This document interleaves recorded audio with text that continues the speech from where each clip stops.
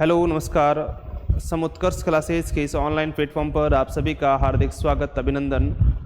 RPSC first grade को लेकर जो जिनका सेकंड सब्जेक्ट है, उन सब्जेक्ट के सिलेबस के अनुसार आपके जो श्रृंखला चल रही है जियोग्राफी के अंतर्गत, जिसमें हमने अभी तक पृथ्वी की आंतरिक संरचना और चट्टानें, प्लेट विवर्तनी के सिद्धांत पढ़ चुके हैं। और आज की क्लास के अंतर्गत हम पढ़ने वाले हैं भूकंप।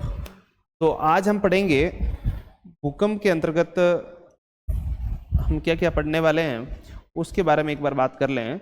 हम सबसे पहले पढ़ेंगे भूकंप की पृष्ठभूमि के अंतर्गत पढ़ेंगे कि भूकंप टॉपिक जियोमॉर्फोलॉजी के अंतर्गत हम पढ़ रहे हैं। और जियोमॉर्फोलॉजी भू आकृतिक भूगोल के अंतर्गत भूकंप टॉपिक का क्या मतलब है, इसका पढ़ने का क्या पर्पज है, और इसकी पृष्ठभूमि के बारे में देखेंगे कि ये टॉपिक क्यों दिया है सब्जेक्ट के अकॉर्डिंग थोड़ा सा। इसके साथ में ही हम पढ़ने वाले हैं भूकंप का परिचय के अंतर्गत हम पढ़ेंगे कि भूकंप किसे कहते हैं, क्या होता है भूकंप क्या होता है। इसके साथ में ही हम पढ़ने वाले हैं जो महत्वपूर्ण परिभाषिक शब्द होते हैं भूकंप के संबंधित, जो एग्जाम में बहुत महत्वपूर्ण हैं, उनके बारे में पढ़ेंगे। जैसे आपके सिस्मोलॉजी क्या होता है, सिस्मोग्राफ क्या होता है, अवकेंद्र, हाइपोसेंटर, एपिसेंटर या आइसोसेस्मिक लाइन, होमोसेस्मिक लाइन क्या होती है, इनके बारे में डिटेल से हम पढ़ने वाले हैं। क्योंकि एग्जाम में इसमें बहुत अच्छे क्वेश्चंस आते हैं, चाहे किसी भी एग्जाम्स में बैठो आप, उसमें जियोग्राफी भूकंप के संबंधित यदि क्वेश्चन बनता है तो बहुत अच्छे क्वेश्चन बनते हैं। इसके साथ में ही हम पढ़ने वाले हैं भूकंपीय तरंग, क्योंकि भूकंप पढ़ रहे हैं तो भूकंपीय तरंगें महत्वपूर्ण है। और हमने वैसे तो पृथ्वी की आंतरिक संरचना जब पढ़ी थी उस समय हम डिटेल्स में पढ़ा था। भूकंपीय तरंगे के बारे में पढ़ेंगे, भूगर्भिक तरंगे कौन सी होती है, धरातलीय तरंग कौन सी होती है और इसमें क्या डिफरेंस होता है, डिटेल्स में एक बार रिवीजन के फॉर्म में ही चलेगा, क्योंकि आपने पृथ्वी की आंतरिक संरचना में अच्छे से पढ़ा था। और इसके साथ में ही हम पढ़ेंगे भूकंप मापन, भूकंप का मापन किस हिसाब से करते हैं, कौन कौन सी स्केल्स होती है और किस बेस पे उसका मापन किया जाता है। इसके साथ में हम पढ़ने वाले हैं नेक्स्ट टॉपिक भूकंप की उत्पत्ति के क्या कारण हैं, उत्पत्ति के कारण पढ़ेंगे। उत्पत्ति के अंतर्गत हम दो तरीके से देखने वाले हैं, एक प्रकृतिजन्य कारण के बारे में देखेंगे कि कौन कौन से कारण हैं, और दूसरा मानव जनित कौन कौन से कारण हैं, मानव जनित कारणों के बारे में हम विस्तृत रूप से चर्चा करने वाले हैं। इसके साथ में ही हम पढ़ने वाले हैं भूकंप का वितरण, भूकंप वितरण। हम विश्व पर कहाँ पर, विश्व के नक्शे पर, वितरण पर, मानचित्र पर कहें तो आपके कहाँ पर भूकंप प्रभावित क्षेत्र है और कहाँ भूकंप आने की संभावना रहती है और किस वजह से रहती है, डिटेल से मानचित्र बनाकर हम समझने वाले हैं। इसके साथ में ही यदि इस टॉपिक्स के बारे में यदि हम बात करें तो भूकंप वितरण के साथ में हम पढ़ने वाले हैं भूकंप का क्या प्रभाव रहता है, भूकंप का प्रभाव क्या होता है उसको देखने वाले हैं। इसके दोनों दृष्टिकोण के साथ देखेंगे, एक सकारात्मक क्या दृष्टिकोण है, सकारात्मक, और यदि नकारात्मक दृष्टिकोण के साथ में देखें तो उसके हिसाब से भी हम देखने वाले हैं नकारात्मक दृष्टिकोण क्या है। इसके साथ में विश्व में अभी तक जो मुख्य घटनाएं, भूकंप की प्रमुख घटनाएं कौन कौन सी है, जिनके बारे में अक्सर एग्जाम में क्वेश्चन पूछा जाते हैं, प्रमुख भूकंपीय घटनाओं के बारे में भी पढ़ने वाले हैं। भूकंपीय घटनाएं, और हम क्या पढ़ सकते हैं इसके बारे में।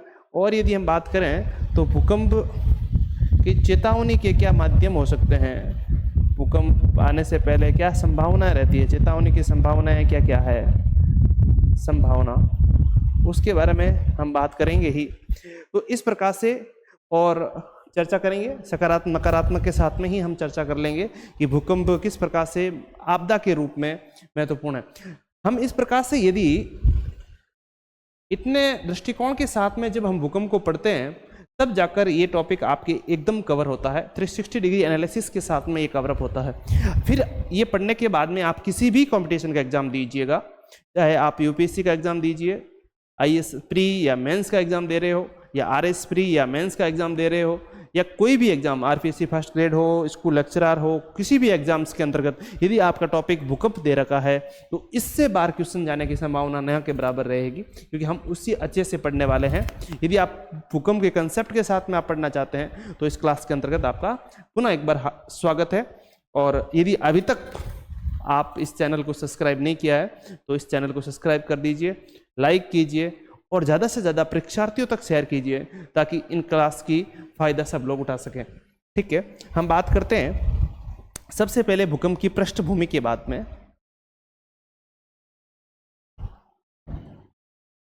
हम भूकंप अर्थक्वेक है पृष्ठभूमि की बात कर रहे हैं। सर पृष्ठभूमि का क्या मतलब है आपका, पृष्ठभूमि सबसे पहले क्यों पढ़ना चाह रहे हैं? मैं इसलिए कह रहा हूं कि हम जियोग्राफी के अंतर्गत सब्जेक्ट की बात कर रहे हैं और जियोग्राफी सब्जेक्ट के अंतर्गत हम जियोमॉर्फोलॉजी पढ़ रहे हैं, भू आकृतिक भूगोल पढ़ रहे हैं। और भू आकृतिक भूगोल के अंतर्गत आप जानते हैं भू आकृतिक भूगोल में क्या पढ़ा जाता है। यदि भू आकृतिक भूगोल की यदि हम बात करें, भू आकृतिक भूगोल जियोमॉर्फोलॉजी के अंतर्गत धरातलीय उच्चावचों के बारे में पढ़ा जाता है। सबको मालूम है धरातलीय उच्चावचों के विकास क्रम के बारे में अध्ययन किया जाता है। तो स्थलाकृतियां हो या उच्चावच हो, उनके विकास क्रम के बारे में अध्ययन किया भू आकृतिक भूगोल के अंतर्गत किया जाता है। भू आकृतिक भूगोल के अंतर्गत एक बीच में टॉपिक दे दिया आपका भूकंप, जैसे पृथ्वी की आंतरिक संरचना पढ़ रहे थे, चट्टान पढ़ रहे थे, प्लेट विवर्तन की सिद्धांत पढ़ रहे थे, उसके बीच में भूकंप आने का क्या प्रपंच है उसकी पृष्ठभूमि देख रहे हैं हम। तो भू आकृतिक भूगोल के अंतर्गत हम धरातलीय उच्चावचों के बारे में पढ़ते हैं। धरातलीय कौन कौन से उच्चावच होते हैं एक बार के लिए मैं आपको बता दूं। यदि धरातलीय उच्चावच को हम 3 श्रेणियों में बांट सकते हैं, जैसे प्रथम श्रेणी के उच्चावच जिसमें आपका आता है महाद्वीप। एग्जाम में क्वेश्चन पूछा जा सकता है, ध्यान रखना कि प्रथम श्रेणी के उच्चावच कौन कौन से होते हैं। महासागर। यदि द्वितीय श्रेणी के उच्चावच की यदि हम बात करें, द्वितीय श्रेणी के उच्चावच की यदि बात करें तो आता है आपके पर्वत, पठार, मैदान। और इसी प्रकार से ये तृतीय उच्चावच श्रेणी की यदि बात करें, तृतीय उच्चावच की श्रेणी के अंतर्गत जो नदियों के द्वारा, नदी, पवन, हिम, सागरीय तरंगों के माध्यम से निर्मित स्थलाकृतियां, तरंगों से निर्मित स्थलाकृतियां जो भी विकास क्रम होता है, उन स्थलाकृतियों को हम किस में बांटते हैं? उन स्थलाकृतियों को हम तृतीयक श्रेणी के उच्चावच मानते हैं। तो उच्चावच क्या है? धरातल पर जो भी भाग दिखाई दे रहा है, जो भी विकास क्रम है, उनके विकास क्रम को समझने के लिए हम भू आकृतिक भूगोल के अंतर्गत अध्ययन करते हैं। ये क्यों बनते हैं, कैसे बनते हैं, उसके क्या कारण हैं, सबका अध्ययन भू आकृतिक भूगोल के अंतर्गत किया जाता है। तो उच्चावच के विकास क्रम जो होता है, विकास होता है, उसके पीछे एनर्जी लगती है, उसके पीछे बल लगता है। विदाउट एनर्जी के डेवलपमेंट नहीं हो सकता। बल लगता है, फोर्स लगता है। उन फोर्स को, उस फोर्स को यहां रख दूं मैं इसको। देखिए उच्चावच या स्थलाकृति लिख देता हूं मैं। स्थलाकृतियों के विकास में प्रयुक्त बल को हम 2 भागों में बांट सकते हैं। बल को कितने भागों में बांट सकते हैं? 2 भागों में। एक बल होगा अंतर्जात बल। कौन सा बल? अंतर्जात बल। एक होता है बहिर्जात बल। बहिर्जात बल मतलब एक होता है एंडोजेनेटिक फोर्स, एंडोजेनेटिक फोर्स। ये होता है एक्सोजेनेटिक फोर्स। तो दोनों वर्ड याद रखना, exogenetic force and endogenetic force. यदि हम एंडोजेनेटिक फोर्स की यदि बात करें, मतलब क्या होता है एंडोजेनेटिक बल? मतलब जो पृथ्वी के आंतरिक भाग में जो बल उत्पन्न होता है उसको अंतर्जात बल कहते हैं। और पृथ्वी के बाह्य धरातल सतह पर जो बल निर्मित होता है, उन बलों से जो स्थलाकृतिक विकास होती है, उन्हें बहिर्जात बल कहा जाता है। अंतर्जात बल की यदि हम बात कर रहे हैं यदि हम अंतर्जात बल की यदि हम बात कर रहे हैं तो अंतर्जात बल को हम पुनः दो भागों में बांट सकते हैं उसकी तीव्रता के हिसाब से, जिसे पटल विरूपणी बल, पटल विरूपणी बल, एक होता है आकस्मिक बल, आकस्मिक बल। पटल विरूपणी बल को डायस्ट्रोपिक फोर्स कहा जाता है,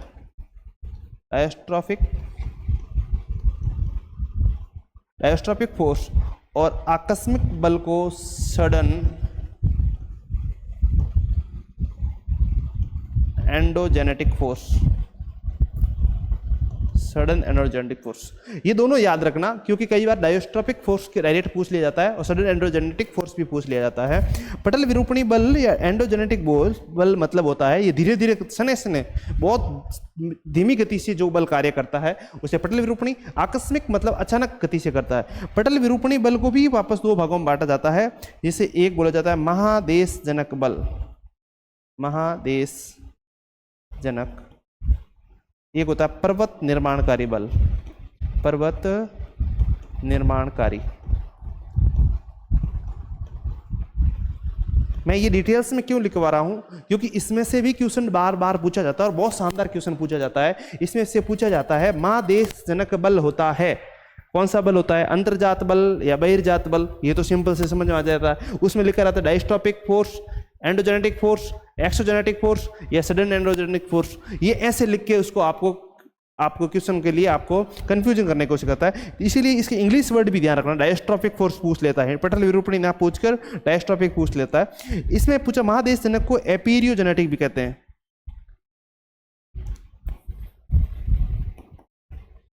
एपीरियो EIRO एपीरियोजेनेटिक, एपीरियोजेनेटिक फोर्स। इसको बोलते हैं orogenetic force, orogenetic genetic force, orogenetic force. ठीक है। पर्वत निर्मादेश जनक, महादेश जनक के अंतर्गत आपका आता है कि ऊपरीमुखी बल, अधोमुखी बल। इसी प्रकार से पर्वत निर्माणकारी के अंतर्गत बनता है एक संपीड़नात्मक बल, एक होता है तनाव मूलक बल। संपीड़नात्मक बल के अंतर्गत आपका वलन और संवलन बनता है। तनाव मूलक बल के अंतर्गत आपका भ्रंशन या चटकन या भ्रंशन बनता है, भ्रंश फोल्ड का निर्माण होता है। वो हम बाद में डिटेल्स में चर्चा करेंगे, लेकिन हमारा जो पर्पस था वो था भूकंप को पढ़ने का। तो आकस्मिक बल जो सडन बल होता है वो दो प्रकार का होता है, एक होता है ज्वालामुखी, ज्वालामुखी, और दूसरा होता है भूकंप। ये भूकंप होता है वो आपका सडन एंडोजेनेटिक फोर्स होता है। तो स्थलाकृतियों के विकास क्रम के अंतर्गत आकस्मिक जो बल है उसमें एक भूकंप बल भी है। इसीलिए जियोमॉर्फोलॉजी के हिसाब से इस टॉपिक के अंतर्गत आपका भूकंप देने का प्रपंच होता है। पृथ्वी की आंतरिक संरचना पढ़ी थी तब हमने डिटेल्स में समझा था कि भूकंप को किस प्रकार से पृथ्वी की आंतरिक संरचना को पढ़ने के लिए, आंतरिक संरचना को समझने के लिए एक वैज्ञानिक दृष्टिकोण था, और भूकंप की तरंगों के माध्यम से ही हमने पृथ्वी की आंतरिक संरचना को बहुत अच्छे से डिटेल्स में अध्ययन कर पाए थे। तो इसीलिए स्थलाकृतियों के विकास क्रम में भी भूकंप का योगदान महत्वपूर्ण होता है। आकस्मिक बल के अंतर्गत, आकस्मिक एंडोजेनेटिक फोर्स के अंतर्गत भूकंप महत्वपूर्ण है। इसीलिए जियोमॉर्फोलॉजी के अंतर्गत भूकंप आपका सिलेबस के अंतर्गत टॉपिक दे रखा है। एक तो आपका पृष्ठभूमि ये है भूकंप के सिलेबस टॉपिक देने की, और दूसरा आपके कई बार एग्जाम्स में भूकंप टॉपिक दे रखा होता है, उसमें जियोग्राफी के जियोमॉर्फोलॉजी से कोई मतलब ही नहीं होता है, फिर भी भूकंप होता है। वो होता है पर्यावरणीय आपदा के बारे में, पर्यावरणीय या अभी मानव जनित भी कह सकते हैं हम, मानव जनित, मानव जनित आपदा के रूप में भूकंप आपका महत्वपूर्ण हो जाता है। इसीलिए इसके बारे में क्वेश्चन पुटअप किया जाता है। तो आपके दो पर्पज हो गए एग्जामिनर के अकॉर्डिंग देखा जाए तो, भूकंप को पढ़ने का और भूकंप को समझने का, कि भूकंप आपकी जियोमॉर्फोलॉजी के हिसाब से भूकंप महत्वपूर्ण है। दूसरा, भूकंप आपदा के रूप में भी महत्वपूर्ण है, कि जिस प्रकार से अन्य आपदाएं आती है उसी प्रकार भूकंप भी एक आपदा है, मानव के लिए आपत का निर्माण करती है, इसीलिए आपदा। तो दोनों पर्पज के साथ में भूकंप के क्वेश्चंस बनते हैं, अच्छे अच्छे क्वेश्चंस बनते हैं। इसी पृष्ठभूमि के साथ में हम पढ़ने वाले हैं। तो आपका हम पढ़ने वाले क्या हैं, हम पढ़ने वाले भूकंप की पृष्ठभूमि, बैकग्राउंड देखा कि भूकंप टॉपिक आपके सिलेबस के अंतर्गत क्यों है।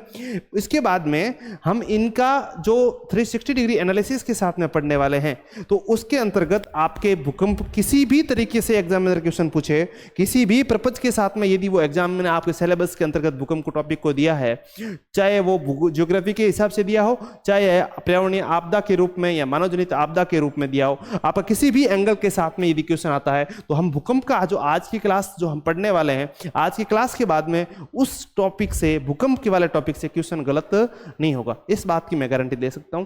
हम बहुत अच्छे से पढ़ने वाले हैं। तो हम सबसे पहले पढ़ेंगे कि भूकंप होता क्या है, परिचय पढ़ेंगे। भूकंप क्या होता है, भूकंप क्या होता है, भूकंप क्या होता है। यदि हम इसके शब्द के हिसाब से देखें, दो शब्दों में ट्रांसफर करें, एक वर्ड है भू और एक वर्ड है कंप। इसका मतलब क्या है, इसका मतलब है कंपन करना। क्या होता है, कंपन। मतलब भूमि में कंपन को ही क्या बोलते हैं, भूकंप बोलते हैं। लेकिन हम ज्योग्राफी के स्टूडेंट है, थोड़ी सी मतलब व्यवहारिक परिभाषा के रूप में यदि बात करें तो भूकंप किसे कहते हैं, तो ऐसे कह सकते हैं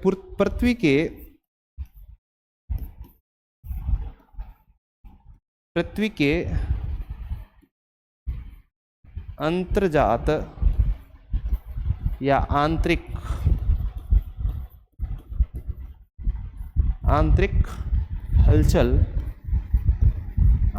हलचल की वजह से, आंतरिक हलचल की वजह से स्थितिज ऊर्जा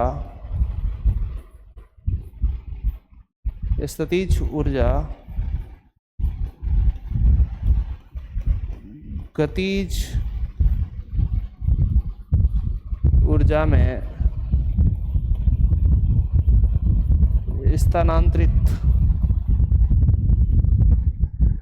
स्थानांतरित हो जाती है।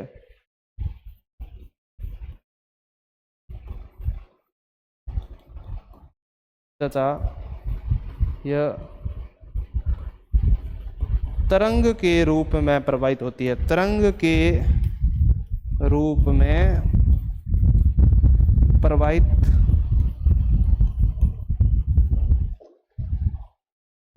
होकर कंपन उत्पन्न करती है।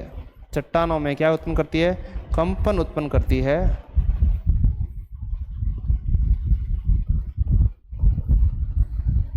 और उसी कंपन को ही क्या बोलते हैं, भूकंप बोलते हैं। उसी कंपन को ही क्या बोलते हैं, भूकंप बोलते हैं। सर क्या लिखा है आपने, तो एक बार ध्यान दीजिए, हमने क्या बात की है, हमने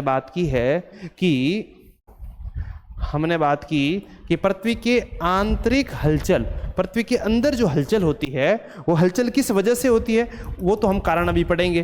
जब हम पृथ्वी भूकंप क्यों आता है उसके कारण में जाएंगे तो हम डिटेल्स में पढ़ने वाला है ही है, वो हम देखेंगे। किसी भी वजह से यदि हलचल होती है, हलचल होने से स्थितिज ऊर्जा गतिज ऊर्जा में, देखिए उसमें गति का नियम है कि ऊर्जा ना तो उत्पन्न की जा सकती है न ही नष्ट की जा सकती है। ऊर्जा एक स्वरूप से दूसरे स्वरूप में क्या की जा सकती है, परिवर्तित की जा सकती है। आंतरिक भाग में जो ऊर्जा है, नीत है, उस ऊर्जा को यदि परिवर्तन किया, गतिज ऊर्जा में कन्वर्ट किया जाता है तो वो तरंग के रूप में प्रवाहित होती है, संचलित होती है। संचारण कैसे होता है, तरंग के रूप में होती है। और तरंग के रूप में जब प्रवाहित होती है तो चट्टानों के साथ में वो कंपन करती है। क्या करती है, कंपन करती है। और उसी कंपन को ही क्या बोलते हैं, भूकंप बोलते हैं। वही बात है, भूकंप का मतलब होता है भूमि के अंदर कंपन होना। सीधी सी बात है, कंपन होने को ही हम क्या बोलते हैं, भूकंप बोलते हैं। हम थोड़ा सा डिटेल्स में समझें। जैसे हमने, हालांकि इस टॉपिक को हमने पृथ्वी की आंतरिक संरचना पढ़ाया था, तो हम डिटेल्स में बताया था, वापस आपके लिए एक बार रिवीजन ही हो रहा है आपका। देखिए ये पृथ्वी का आंतरिक कोर मान लें, बाह्य कोर, आंतरिक कोर वाला भाग। यहाँ पर एस्थेनोस्फीयर में अंतर्गत यदि आपका भूकंप आता है, हलचल होती है या ऊर्जा मुक्त होती है इस स्थान से, उस बिंदु को, जिस स्थान से स्थितिज ऊर्जा गतिज ऊर्जा में बदलती है, या भूकंप का मूल केंद्र जिसमें ऊर्जा उत्पन्न हो, भूकंप उत्पन्न हो रहा हो, उसको बोलते हैं भूकंप मूल केंद्र। उसे भूकंप मूल केंद्र बोला जाता है। क्या बोला जाता है, भूकंप मूल केंद्र बोला जाता है। इसके साथ में ही इसको बोला जाता है अव केंद्र। क्या बोला जाता है, अव केंद्र। ये सब नाम याद रखना आप। इसके साथ में इसको बोला जाता है हाइपोसेंटर। क्या बोला जाता है? हाइपोसेंटर। ये नाम भी याद रखना है आपको। इसके साथ में ही इसको बोला जाता है सिस्मिक फोकस। क्या बोला जाता है? Seismic focus. तो ये सब नाम याद रखने हैं, क्योंकि एग्जामिनर बार बार इनके नाम परिवर्तन करके क्वेश्चन पूछा जाता है। कई बार हाइपोसेंटर दे दिया जाता है, कई बार अवकेंद्र दे देता है, कई बार सिस्मिक फोकस दे देता है, कई बार भूकंप मूल केंद्र दे देता है। इसलिए सभी नामों को याद रखना। ये सभी एक ही कॉमन है, जिस स्थान से भूकंप की उत्पत्ति हो रही है, जिस स्थान से ऊर्जा मुक्त हो रही है भूकंप की, उस स्थान को क्या कहा जाता है? भूकंप मूल केंद्र कहा जाता है। इस मूल केंद्र से भूकंप, आपने पढ़ा जब हम पृथ्वी के वक्राकार रूप में अनेक तरंगें निकलती है। क्या निकलती है? अनेक तरंगें निकलती है। लेकिन आपने देखा होगा जिस स्थान से भूकंप सबसे पहले उत्पन्न होता है, ठीक उसके 90 डिग्री एंगल पर लंबवत, क्या पर? लंबवत, ध्यान से समझना, लंबवत या 90 डिग्री एंगल पर सबसे पहले भूकंप पहुंचता है। सबसे पहले क्या करता है? भूकंप पहुंचता है। भूपृष्ठ पर जिस स्थान पर भूकंप सबसे पहले पहुंचता है, उस स्थान को क्या बोला जाता है? उस स्थान को अधिकेंद्र बोला जाता है। क्या बोला जाता है? अधिकेंद्र। अब दो वर्ड हो गए, एक था अवकेंद्र। क्या वर्ड था? अवकेंद्र। जिस स्थान पर भूकंप सबसे पहले पहुंचता है भूपृष्ठ वाले भाग को, उसे अधिकेंद्र बोला जाता है। क्या बोला जाता है? अधिकेंद्र बोला जाता है। या फिर इसे बोला जाता है एपी सेंटर। क्या बोला जाता है? AP centre. अब इसको हिंदी में भी ऐसे याद रखना, क्योंकि क्वेश्चन ऐसे भी पूछा जाता है, एपी सेंटर। क्या बोला जाता है? AP centre. भूपृष्ठ पर सबसे पहले जहां पर भूकंप पहुंचता है, उस स्थान को क्या भूकंप पहुंचता है या भूकंप को महसूस किया जाता है, भूकंप केंद्र के ठीक लंबवत वाले भाग पर, उसे अधिकेंद्र कहा जाता है, एपी सेंटर कहा जाता है। ये बात आपको बहुत महत्वपूर्ण तरीके से याद रखना है, क्योंकि एग्जाम में डायरेक्ट क्वेश्चन इसके बारे में बार बार पूछा जाता है। ठीक, इसके बाद में एक वर्ड और आता है सिस्मोलॉजी। सिस्मोलॉजी, सिस्मोलॉजी का मतलब क्या है?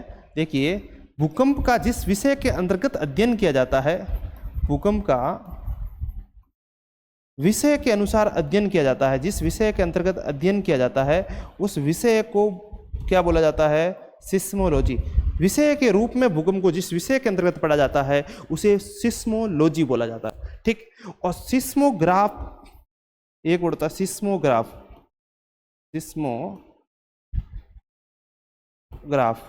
सिस्मोग्राफ क्या होता है? सिस्मोग्राफ जिसमें भूकंपीय तरंगों का अंकन किया जाता है। हम डिटेल में अभी बात करेंगे। भूकंपीय तरंगों का अंकन जिस पर किया जाता है, उसे सिस्मोग्राफ बोला जाता है। आलेख या अंकन, आलेख बोलते हैं, ग्राफ बनाते हैं तो आलेख लिख सकते हैं इसको। आलेखन जिस पर होता है, उसको क्या बोला जाता है? सिस्मोग्राफ बोला जाता है। इसी के साथ में एक वर्ड और आता है, एग्जामिनर बहुत अच्छा फेवरेट बन चुका आजकल।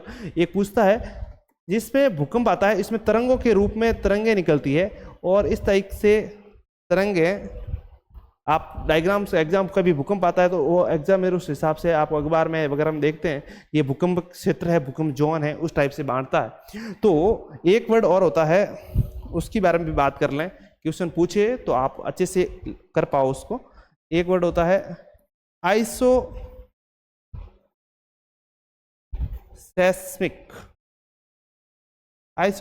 लाइन। आइसोसेस्मिक line,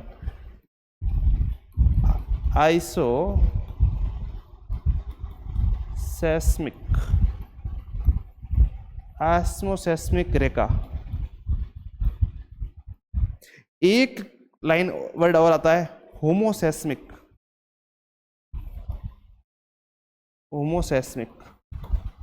होमोसेस्मिक line. इन दोनों में क्या वर्ड अंतर है? होमोसेस्मिक। ये क्वेश्चन बहुत अच्छे ट्रेंड के रूप में पूछा जा रहा है आजकल। सेस्मिक रेखा क्या होता है, तो इसमें भी समझ लीजिए आप थोड़ा सा। देखिए, होमोसेस्मिक लाइन वो होती है जहां पर भूकंप एक समान समय के अंतर्गत क्या करता है? पहुंचता है। धरातल पर जिन स्थानों पर एक ही समय पर जिस स्थान पर भूकंप एक साथ में पहुंचता हो उसे क्या बोला जाता है? लिखवाएं, देखो, एक समान समय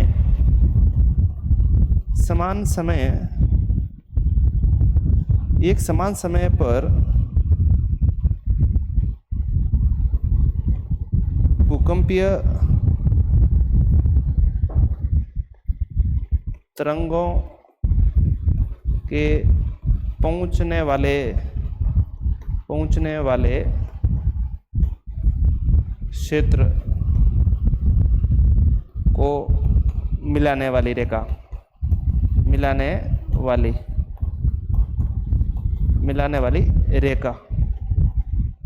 को क्या बोला जाता है? एक समान, वापस समझिए इसको, क्या बोला है? ये कह रहा है कि होमोसेस्मिक रेखा एक समान समय पर भूकंपीय तरंगे पहुंचने वाले क्षेत्र को मिलाने वाली, अलग अलग क्षेत्रों में जहां एक समान समय में भूकंप को तरंगों को महसूस किया गया उस क्षेत्र को मिलाने वाली रेखा को क्या बोला जाता है? होमोसेस्मिक रेखा बोला जाता है। आइसोसेस्मिक रेखा किसे बोला जाता है? एक समान तीव्रता वाली भूकंपीय रेखा वालों को मिलाने वाली रेखा को क्या बोला जाता है? एक समान तीव्रता इंटेंसिटी, एक समान तीव्रता वाली भूकंपीय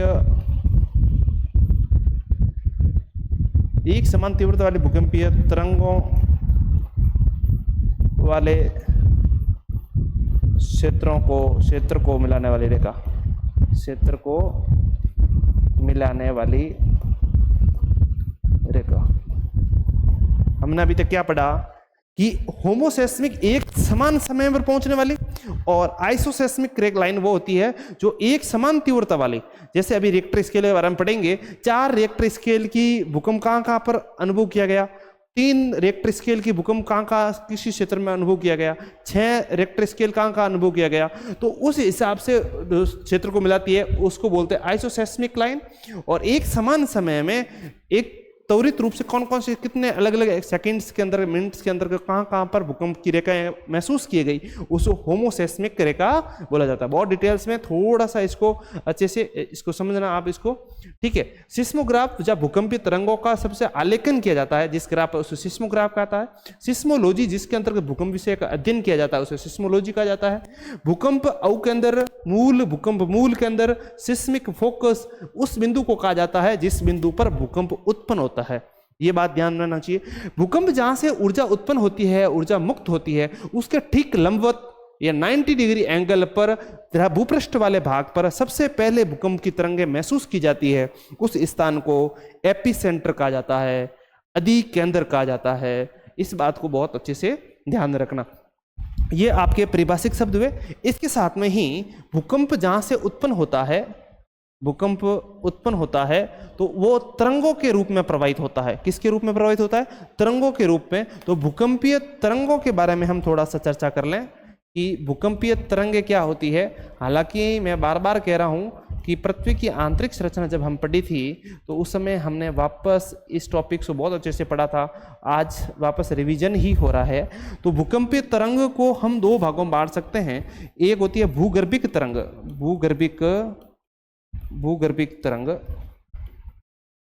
एक होती है सरफेस तरंग, सरफेस वेव्स, या धरातलीय या सतही तरंग। कौन सी तरंग? सतही तरंग। भूगर्भिक जिसे काय तरंग या फिर बॉडी वेव्स कहा जाता है, इसको बॉडी वेव्स, इसे सरफेस वेव कहा जाता है, सरफेस वेव्स। 2 तरह की तरंग है। भूगर्भिक तरंग का मतलब क्या हुआ? जो पृथ्वी के आंतरिक भाग से जहां उत्पन्न होती है, सबसे पहले जो तरंगें उत्पन्न होती है, जो भूमिगत भाव में चलती है, प्रवाहित होती है, उसे भूगर्भिक तरंग कहते हैं। भूगर्भिक तरंगों को हमने 2 भागों में बांटा था। एक प्राइमरी पी वेव्स यानी प्राइमरी वेव, जो सबसे पहले धरातल पर पहुंचे, प्राइमरी वेव। दूसरा एस वेव, मतलब जो सेकेंडरी द्वितीयक स्थान पर पहुंचे उसे एस वेव सेकेंडरी वेव्स कहा जाता है। इसको भी हमने डिटेल्स में P star wave, P S wave, P G wave के अंतर्गत बांटा था, S star wave, S G wave के अंतर्गत हमने डिटेल्स में हमने पृथ्वी की आंतरिक संरचना पढ़ा था, तब अध्ययन किया था। एक बार थोड़ा सा बोल के मैं रिवीजन करवा देता हूँ। यदि और डिटेल्स में समझना है तो हम पीछे वाली क्लास जो पृथ्वी की आंतरिक संरचना पढ़ी थी पार्ट फर्स्ट वाली क्लास में आप उसको पढ़ सकते हैं। पी वेव एज लाइक अनुदैर्ध्य तरंग होती है और ये तरंग होती है, ये आपकी अनुप्रस्थ तरंग होती है। एस तरंग अनुप्रस्थ तरंग होती है जो आपके ठोस में प्रवाहित होती है। पी तरंग होती है ठोस द्रव में प्रवाहित होती है, दोनों सभी माध्यम में प्रवाहित होती है। पी तरंग एज लाइक साउंड वेव ध्वनि तरंग के समान होती है। एस तरंग एज लाइक प्रकाश तरंग विद्युत चुंबकीय तरंग के समान होती है, वो दोलन करती हुई गति करती है। ये आगे पीछे होते हुए गति करती है, इसकी गति तेज होती है, इसकी गति क्या होती है, धीमी होती है कंपेरेटिव। लेकिन धरातलीय तरंग क्या होती है, जब भूगर्भिक तरंग जहां से तरंगे स्थितिज ऊर्जा गतिज ऊर्जा में कन्वर्ट होती है, जहां से तरंग सबसे पहले प्रवाहित होती है, पी और एस तरंगे निकलती है। एस तरंगे लौट कर धरातलीय भूपृष्ठ वाले भाग पर, क्रस्ट वाले भाग पर, जो स्थलमंडल चट्टानों से कठोर वाला भाग होता है, वहां पर जाती है तो उससे चट्टानों के साथ में टकराती है, अंतर विरोध करती है। चट्टानों के साथ में टकराने की वजह से पुनः वापस सरफेस पर तरंगें उत्पन्न होती है। उन तरंगों को क्या बोला जाता है, धरातलीय तरंग या सरफेस तरंग बोला जाता है। इनको भी दो भागों में बांटा गया है। एक तरंग बोलते हैं रेले तरंग, एक होती है आपका लव तरंग। कौन सी तरंग, लव तरंग, लव वेव्स। ये लव नाम क्यों दिया, लव नामक वैज्ञानिक थे, उन्होंने खोज की इसीलिए दिया है, बाकी और कोई कंसेप्ट यहां पर है नहीं। ठीक है, तो हम धरातलीय तरंग पढ़ रहे हैं। देखिए इन तरंगों के बारे में हमने डिटेल्स में उस समय चर्चा की थी, तो रेले इनकी तरंग की थोड़ी सी बात कर लें। धरातलीय तरंग आपके इसकी गति भूगर्भिक तरंगों की कंपेरिजन कम होती है, धीमी होती है, लेकिन धरातल पर सर्वाधिक विनाशकारी तरंगों के रूप में गिना जाता है इनमें। और दो प्रकार की रेले तरंग होती है वो पी तरंग के समान होती है। किसके समान होती है, पी तरंग के समान ही होती है। सेम जो परिभाषा जो आपने गुण आपने पी तरंग के देखे वैसे ही होते हैं, लेकिन स्पीड थोड़ी सी धीमी होती है। एल तरंग एस तरंग के समान होती है, एस तरंग के समान होती है। ये दोलन करती हुई गति करती है। तो इसके अंतर्गत जो एस तरंग से अलग है, ये इनका आयाम होता है, जो सरंग और गरत के बीच का जो डिस्टेंस होता है वो आयाम ज़्यादा होता है। आयाम किसका ज़्यादा होता है, आयाम आपका लव तरंग का ज़्यादा होता है। धीमी गति से कंपेटिशन धीमी गति से चलती है, लेकिन सर्वाधिक विनाशकारी होती है। धरातल पर सर्वाधिक लव तरंगे होती है, सर्वाधिक विनाशकारी। ये सर्वाधिक जो विनाश उत्पन्न करती है ये कौन सी होती है, ये लव तरंगे विनाशकारी तरंगे होती है। इसका कारण ये होता है ये दोलन के रूप में प्रवाहित होती है, रुक रुक कर तरंगों की भांति ये कंपन उत्पन्न करती है। इस वजह से ये सबसे ज़्यादा खतरनाक भी होती है और धरातल पर सबसे ज़्यादा प्रभावित करने वाली तरंगे होती है। तो अभी तक हमने क्या क्या पढ़ लिया है, एक बार देख लें। देखिए अभी तक हमने भूकंप के पृष्ठभूमि के बारे में देखा कि भूकंप टॉपिक आपके अंतर सिलेबस में क्यों है, आपदा के रूप में है, ये जियोमॉर्फोलॉजी के हिसाब से एनर्जी जियोमॉर्फोलॉजी के अंतर्गत हम पढ़ रहे हैं, उस हिसाब से पृष्ठभूमि को देखा। हमने परिचय देखा भूकंप क्या होता है, भूकंप के परिभाषिक भूकंप किसे कहते हैं, भूकंप की परिभाषा सिस्मोलॉजी, सिस्मोग्राफ, अवकेंद्र, अधिकेंद्र, इनके बारे में पढ़ा, भूकंपीय तरंगों के बारे में पढ़ा।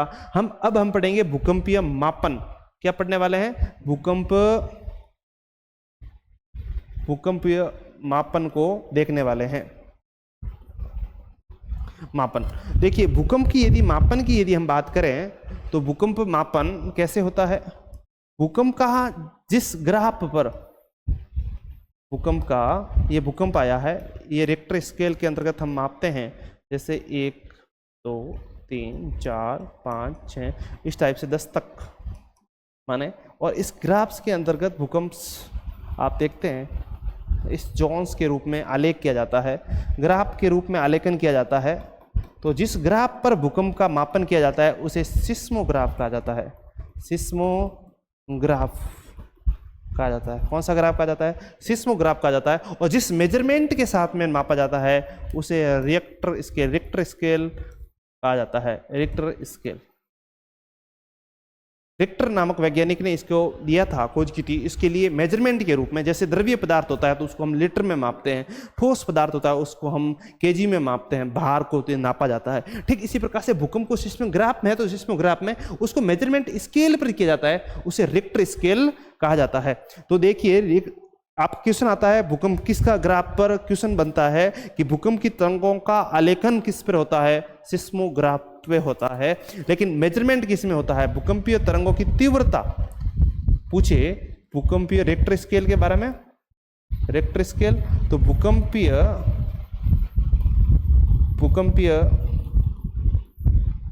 तरंगों की तीव्रता, इंटेंसिटी, किसकी बात की जा रही है, तीव्रता की, इंटेंसिटी की यदि बात की जाए, तीव्रता की बात की जाए, तीव्रता का मापन किस में होता है, तीव्रता का मापन किस स्केल पे होता है, उसका रिक्टर स्केल पे होता है। ये 1 से 10 के बीच में होती है। ये स्केल किसके बीच में होती है, 1 से 10 के बीच में होती है। ये लघुगणक स्केल होती है, इसका मेजरमेंट होता है वो लघुगणक के रूप में होता है। लघुगणक क्या होता है, लघुगुणक क्या होता है, लघुगुणक का मतलब ये होता है इसको लॉग में लिखा जाता है, जैसे log 10 1, log 100 मतलब 2, log 1000 मतलब 3। इसका मतलब क्या हुआ, इसका मतलब हुआ कि 1 और 2 के बीच में केवल एक नंबर का डिफरेंस नहीं होता, इसके ठीक 10 के मल्टीप्लाई में होता है ये। और 1 से 10 100 × 10 मतलब क्या हुआ, जो 1 है इसके 10 गुना, जो भूकंप तरंग है जो गति होती है, इंटेंसिटी होती है, जो 1 में होती है उसके ठीक 10 गुना इंटेंसिटी किस में होती है, 2 में होती है, 2 की 10 गुना इंटेंसिटी किस में होती है, 3 में होती है, 3 की 10 गुना इंटेंसिटी किस में होती है, 4 में होती है। इसका मतलब 2 से 4 के बीच में यदि जाएं तो इसकी 4 कितना तेज होता है, इसका दुगुना नहीं होता, इसका 100 गुना होता है। कितना गुना, 100 गुना तेज भूकंप होता है। इस बात को समझना, रिक्टर स्केल मापने केवल एक क्रमांक नहीं है, 1 2 3 4 उस क्रमांक के हिसाब से नहीं है, लघुगुणक के रूप में है। तो होता है कि आप देख रहे हो कि 2 से 4 केवल 2 डिजिट तो बढ़ा है, थोड़ा सा डबल हुआ होगा, इसका मतलब भूकंपीय तरंग डबल हुई नहीं, डबल नहीं हुई, इसकी 100 गुना हो गई है। इसके हिसाब से इसको लघुगुणक के रूप में मापते हैं, रिक्टर स्केल के रूप में मापते हैं। दूसरा स्केल होता है आपका महत्वपूर्ण मर्केली स्केल।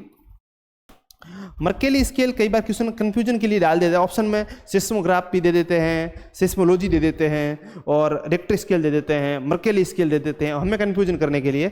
मर्केली स्केल होती है वो आपका जो क्षति होती है, जो नुकसान होता है,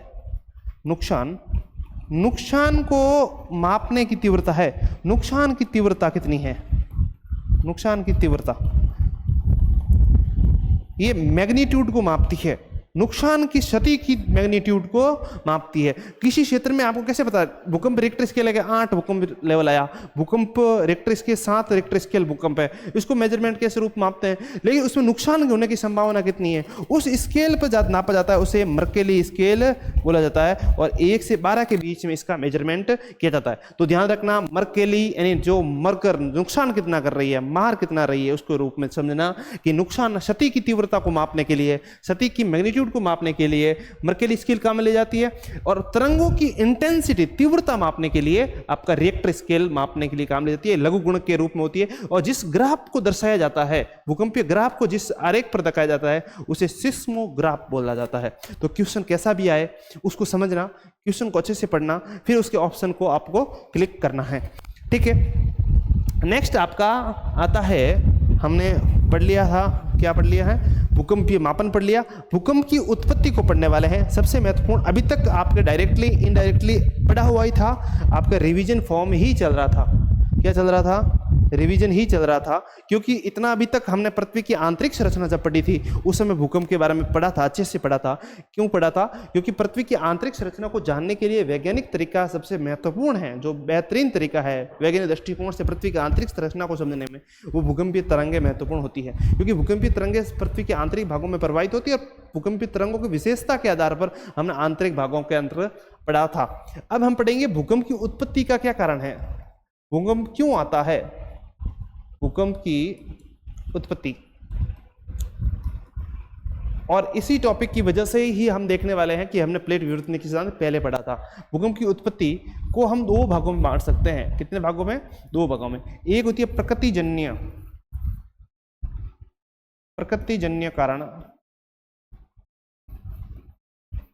दूसरा मानवजनित।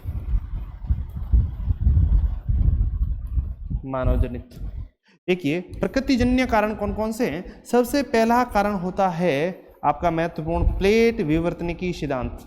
सबसे प्रमुख कारण है प्लेट विवर्तनिक सिद्धांत। विवर्तनिकी सिद्धांत आपने पिछली क्लास के अंतर्गत क्या पढ़ा था, प्लेट विवर्तनिकी सिद्धांत अच्छे से पढ़ा था, और प्लेट विवर्तनिकी सिद्धांत अच्छे से पढ़ लिया है तो फिर भूकंप का टॉपिक आपका कवर अप हो ही जाता है, क्योंकि प्लेट, इसलिए मैंने भूकंप का टॉपिक से पहले प्लेट विवर्तनिकी सिद्धांत बताया था। तो अब हम समझेंगे, एक बार के लिए थोड़ा सा रिकॉल करवा दूं आपको, प्लेट विवर्तनिकी सिद्धांत में क्या पढ़ा था। प्लेट विवर्तनिकी सिद्धांत के अंतर्गत पढ़ा था जो भूप्रपट्टी वाला भाग है, पृथ्वी के भूकृष्ठ वाला जो भाग है, भूकृष्ठ वाले के जो कठोर भाग, लिथोस्फीयर जिसे बोला था, लिथोस्फीयर अलग अलग वर्द खंडों में विभाजित है। वर्द खंडों को ही हमने प्लेट बोला था। क्या बोला था?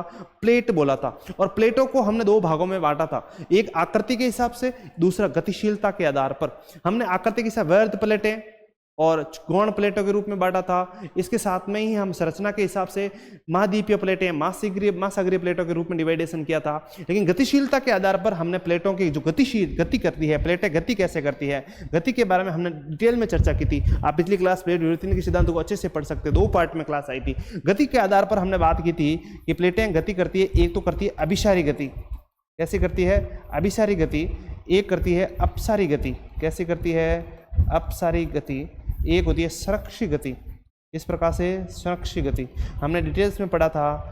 अभिसारी गति का मतलब क्या है? जब दो प्लेटें आपस में एक दूसरे के सामने गति करें, क्या करे? एक दूसरे के सामने गति करे, तो उसे बोलता अभिसारी गति बोला जाता है। कौन सी गति? अभिसारी गति बोला जाता है। और हमने प्लेट विवर्तनिकी सिद्धांत के उसको 3 भागों में बांटा था कि महाद्वीपीय प्लेटें जब आमने सामने हो, महाद्वीपीय और महासागरीय प्लेटें आमने सामने हो। ठीक इसी प्रकार से महासागरीय और महासागरीय प्लेटें एक दूसरे के आमने सामने हो, या फिर महाद्वीपीय और महाद्वीपीय प्लेटें एक दूसरे के आमने सामने हो।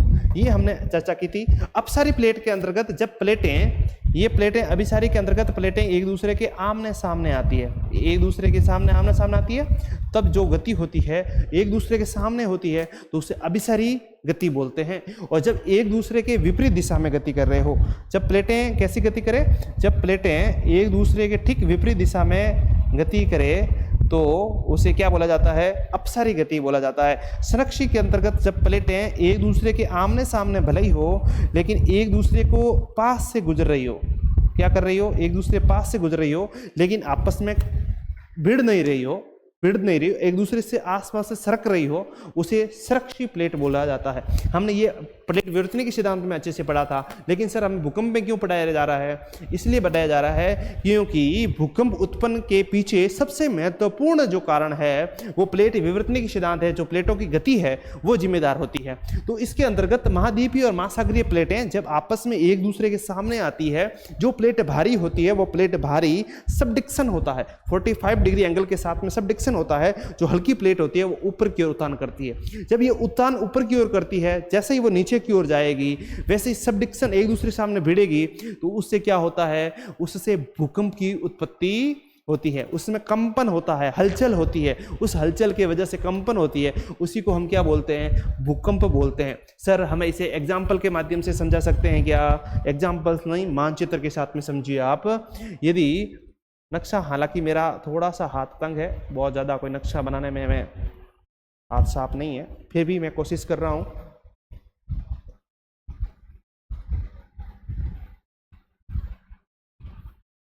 तो ये आपका अफ्रीका वाला क्षेत्र, ये हमारा प्यारा सा भारत, इधर ये यूरेशिया वाला क्षेत्र, और इधर ये इंडो ऑस्ट्रेलियन रीजन, ये न्यूजीलैंड वाला क्षेत्र, और ये आपका नीचे अंटार्कटिका का हो गया।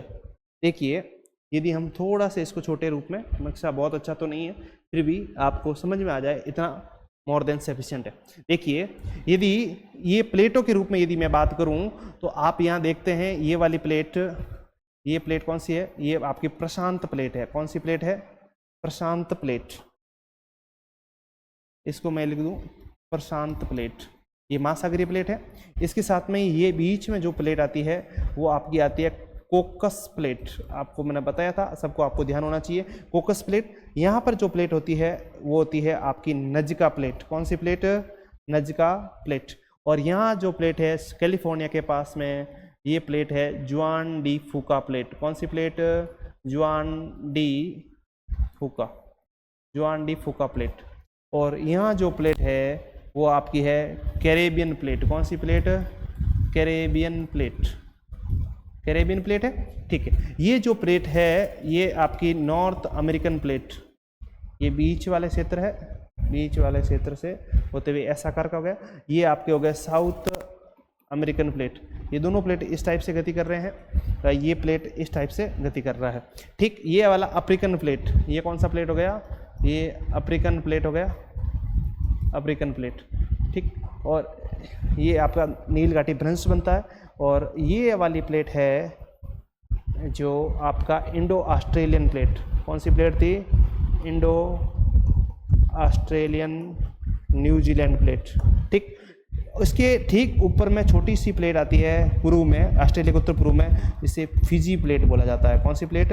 Fiji plate. इसके पास में ही जो प्लेट आती है उसे बोला जाता है कैरोलिन प्लेट। कौन सी प्लेट? Caroline plate. इसके ठीक ऊपर आती है उसे बोला जाता है फिलीपींस प्लेट। कौन सी प्लेट? Philippines plate. इसके साथ में यहाँ एक छोटी सी प्लेट आती है जिसे बोला जाता है ब्रह्मा प्लेट। कौन सी प्लेट? ये छोटी छोटी गौण प्लेटों के रूप में आती है, ब्रह्मा प्लेट, ठीक। इसके जो प्लेट है ये वापस वाली प्लेट है जो इस तरफ गति कर रही है, ये प्लेट है प्रशांत प्लेट। कौन सी प्लेट? प्रशांत। ये गति इस टाइप से कर रहा है। ये प्लेट होती है आपकी यूरेशियन प्लेट, यूरेशियन प्लेट।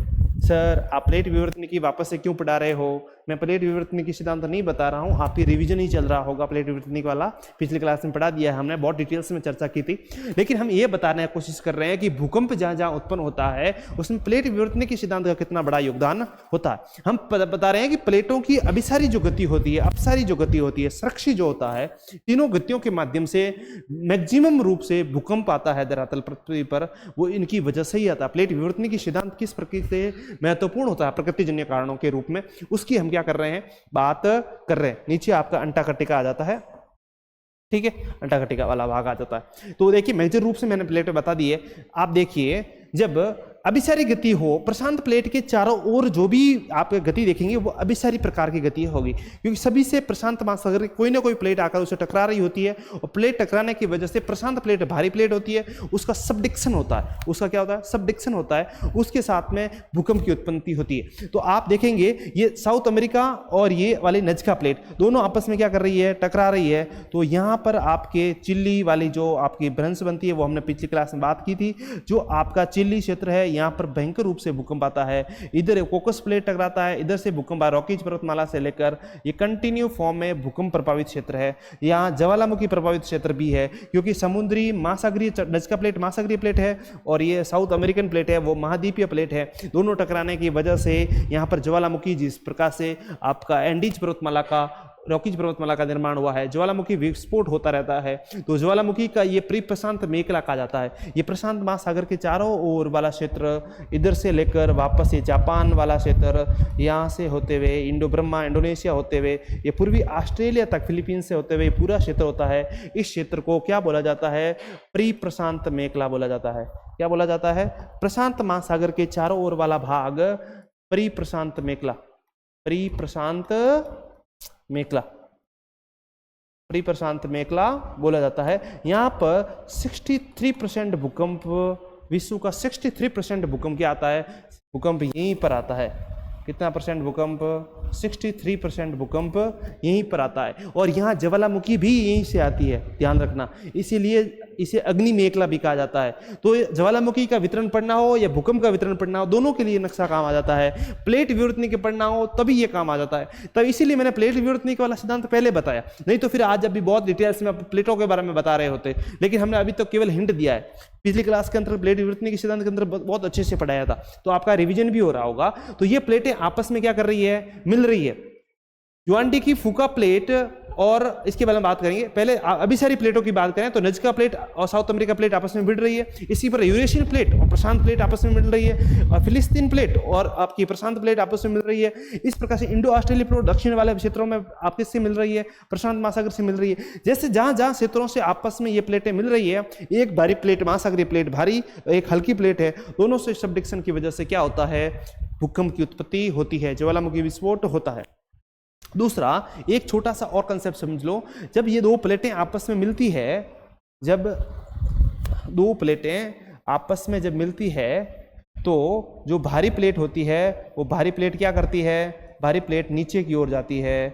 ये तो हमें पता है सर, कितने डिग्री एंगल के साथ में जाती है, ये आपके 45 डिग्री एंगल के साथ में जाती है। लेकिन जैसे जैसे ये अंदर की ओर जाएगी, यहाँ तक मैक्सिमम रूप से 600 से 700 किलोमीटर के बीच में ये इतना क्या कर जाती है, अंदर की ओर समाहित हो जाती है और यहाँ से मेल्ट होना प्रारंभ होती है, पिघलना प्रारंभ करती है, एस्टेनोस्फीयर के अंतर्गत चली जाती है, वहाँ उच्च तापमान होता है, पिघलती है। तो 600-700 किलोमीटर की गहराई पर जब ये चली जाए उसे बेनियोप जोन कहते हैं। बेनियोप जोन मोदे ने कहा था कि ये सबडिक्शन होकर 600-700 किलोमीटर जाती है और वहाँ फिर पिघलने लगती है, उस क्षेत्र को बेनियोप जोन कहा जाता है। तो ये क्वेश्चन भी पूछा जाता है, बेनियोप जोन किसे कहा जाता है, तो ये क्वेश्चन बता दिया था। लेकिन भूकंप को स्थिति के बारे में बात करें, प्रकारों के बारे में बात करें, तो ये गहराई के हिसाब से देखा जाए तो सबसे गहरी भूकंप होता है, ये सबसे गहरा भूकंप होता है। गहराई के हिसाब से सबसे गहराई पर भूकंप की स्थिति के हिसाब से देखा जाए तो सबसे गहराई वाला भूकंप होता है वो होता है 600 से 700 किलोमीटर का। जो मैक्सिमम भूकंप आता है, तो मैक्सिमम भूकंप आता है वो 30 से 35 किलोमीटर के बीच में, जहाँ एस्टेनोस्फीयर वाला भाग होता है उससे भूकंप की उत्पत्ति होती है। जहाँ ज्वालामुखी विस्फोट होता है वहीं से भूकंप होती है। और सबसे ऊपरी धरातलीय भूकंप होता है वो भूपृष्ठीय चट्टानों से उत्पन्न होता है। ये मध्यवर्ती भूकंप और ये वाला भाग धरातलीय भूकंप। और धरातलीय भूकंप सबसे क्या होता है, सबसे विनाशकारी होता है। गहरा वाला भूकंप कम गहराई वाला होता है, उसकी तरंगें धरातल पर ज़्यादा प्रभावित नहीं कर पाती है। तो ये कहने का मतलब है भूकंप की तरंगों के स्थिति के आधार पर बांटना चाहे तो धरातलीय भूकंप, मध्यवर्ती भूकंप, गहराई के हिसाब से सबसे गहरा जो बेनियोप जोन कहते हैं उस टाइप से हो गया। सबसे जो सबडिक्शन करता है, जो भारी प्लेट नीचे की ओर चली जाती है उसे बेनियोप जोन, फिर मेल्टिंग होकर ये भूकंप की उत्पत्ति करते हैं। दूसरा हम पढ़ रहे थे अभिसारी वाला हो गया। दूसरा, जब अभिसारी प्लेट जो महाद्वीपीय, ये तो महासागरीय और महाद्वीपीय प्लेटें हो गई। महासागरीय प्लेटें भिड़े तो भी वो भारी वाली प्लेट नीचे जाती है, दोनों के बीच में होता है, ज्वालामुखी विस्फोट होता है और भूकंप की उत्पत्ति होती है। जैसे यहाँ फिलिस्तीन वाले भूकंप से ले लो आपने, सॉरी ये फिलीपाइंस भूकंप और ये कैरोलिन वाला ले लो, तो यहाँ भयंकर रूप से भूकंप आता है। और इसी प्रकार से आप देखेंगे जब आपके महाद्वीपीय प्लेटें आपस में टकराती है, कौन सी महाद्वीपीय प्लेटें टकराती है, प्रशांत मेखला हो गया। और यदि महाद्वीपीय प्लेटें आपस में टकराए तो उसे मध्य महाद्वीपीय मेखला, जब सूचर जोन बनता है, ज्वालामुखी विस्फोट नहीं होता, लेकिन जब आपस में सेपट करते हैं, सूचर जोन बनाते हैं, तभी भी भूकंप की क्या होती है, भूकंप की उत्पत्ति होती है। इसे मध्य मेखला माने तो ये आपका विश्वरेखीय से मध्य से होते, भूमध्य महासागरीय से लेकर वे भाग से लेते हुए मध्य महाद्वीपीय मेखला के बारे में बात करें, ये भूमध्य महासागर से लेकर कैप वर्ड से लेकर पुर्तगाल वाला क्षेत्र, यहाँ से होते हुए आपका पाकिस्तान, अफगानिस्तान क्षेत्र से हुए हिंदुस्तान, आपके हिमालय पर्वतमाला से लेते हुए आपका चाइना, यहाँ से म्यांमार वाले क्षेत्र के, म्यांमार जिसे म्यांमार देश से बोलते हैं, जिसे ब्रह्मा, वहाँ से होते हुए नीचे यहाँ पर सुमात्रा द्वीप तक ये क्षेत्र होता है। इसको मध्य महाद्वीपीय मेखला कहा जाता है। कौन सी मेखला? मध्य महाद्वीपीय मेखला कहा जाता है। इसका एक भाग नीचे आकर नील नदी घाटी के सारे अफ्रीका, पूर्वी अफ्रीका भ्रंश के सारे नीचे उतरता है। तो ये भूकंप होता है। जो भारत वाला हिमालय क्षेत्र हो, चाइना, दक्षिणी चाइना वाला क्षेत्र हो, भूमध्य महासागरीय क्षेत्र हो, चाहे कैप वार्डे पूर्वी ऑस्ट्रेलिया वाला क्षेत्र, अफ्रीकन वाला क्षेत्र हो, या नील घाटी वाला क्षेत्र हो, ये वाला जो भूकंप होता है इसे बोला जाता है मध्य महाद्वीपीय मेखला। मध्य महाद्वीपीय मेखला। तो ये भूकंप की दूसरी स्थिति हो गई वितरण के मध्य महाद्वीपीय मेखला। तो 63% यदि भूकंप की बात की जाए तो परिप्रशांत मेखला के अंतर्गत आती है, और यदि लगभग 23% यदि भूकंप की यदि बात की जाए तो भूकंप कहाँ पे आता है? मध्य महाद्वीपीय मेखला पर भूकंप आता है। ये भूकंप प्रभावित क्षेत्र होते हैं, चाहे आपका इटली हो, चाहे भूमध्य सागर के अंतर्गत हो, चाहे आपका अफगानिस्तान वाला, या फिर पाकिस्तान, या भारत के अंदर, नेपाल के अंदर, चीन के अंदर, म्यांमार के अंदर ये भूकंप क्षेत्र आते हैं। ये क्षेत्र मध्य महाद्वीपीय मेखला के अंतर्गत आते हैं। नील घाटी जो पूर्वी भ्रंश होता है, यहाँ पर भी जो भूकंप आते हैं वो मध्य महाद्वीपीय मेखला वाले होते हैं। यहाँ पर भ्रंश बन रहे होते हैं, फोल्ड बन रहे होते हैं, जो दो द्वीपों महाद्वीपीय प्लेटें अभिसरण कर रही होती है, उसकी वजह से भूकंप आता है। यहाँ पर Indo African plate, Eurasian plate, Alps पर्वत हो, यहाँ पर भूकंप होता है। और यहाँ पर इंडो ऑस्ट्रेलियन प्लेट किससे मिल रही है, यूरेशियन प्लेट के साथ में यदि सबडक्शन कर रही है तो वहाँ पर भी भूकंप की स्थिति बनती है। दो कंडीशन हो गई, महाद्वीपीय महासागरीय प्लेटें, महासागरीय प्लेटें और महाद्वीपीय प्लेटों की स्थिति अभिसरण वाली स्थिति बन गई। दूसरी कंडीशन देखते हैं, जब प्लेटें दो एक दूसरे से अपसारी होगी तो यहाँ पर क्या होगा, यहाँ पर अपसारी होने पर यहाँ दरारी ज्वालामुखी आती है। ज्वालामुखी पढ़ेंगे तब पढ़ेंगे केंद्रीय मुखी ज्वालामुखी और दरारी ज्वालामुखी। जब महासागरीय और महाद्वीपीय प्लेटें आपस में टकराती है तो आपकी ज्वालामुखी विस्फोट होता है।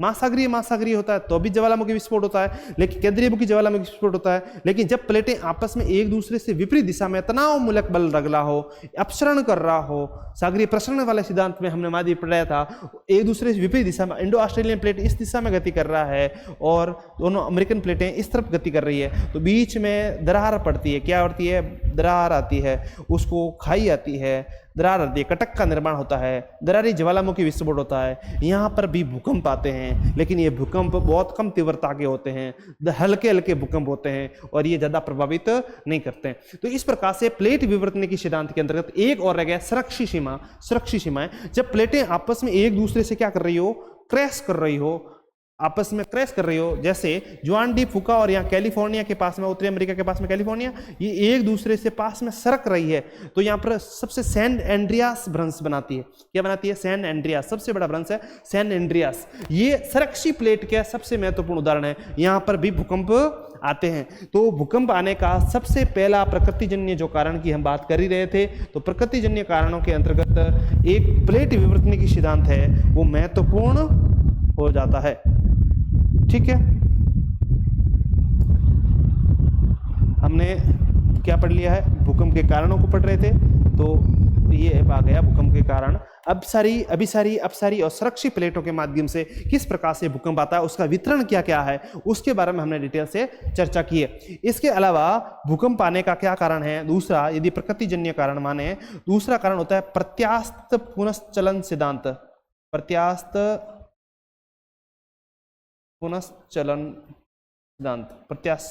मतलब इलास्टिक रिबाउंड थ्योरी। इलास्टिक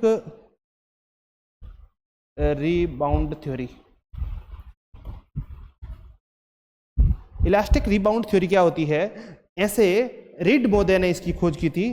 ये भी सैन एंड्रियास जो भ्रंश है उत्तरी अमेरिका कैलिफोर्निया वाला, उसके बारे में बात करते हुए, खोज करते हुए उन्होंने बताया था कि जो चट्टानें होती है, पृथ्वी की जो ऊपरी भूपट्टी की जो चट्टानें होती है या अंदर पेड्रियोटिक चट्टानें होती है, ये चट्टानें एक इलास्टिक बाउंड की तरह काम करती है, मतलब एक रिबन बाउंड की तरह काम करती है। इसको एक खिंचाव होता है जब आपस में, तो एक निश्चित चरम सीमा तक ये आपस में खिंचाव करती है और एक निश्चित सीमा के बाद में ये टूट जाती है। क्या करती है, टूट जाती है। तो प्रत्यास्थ तरंगों के रूप में होती है। तो भूकंपीय तरंगों को प्रत्यास्थ तरंग भी कहते हैं, ये भी ध्यान रखना।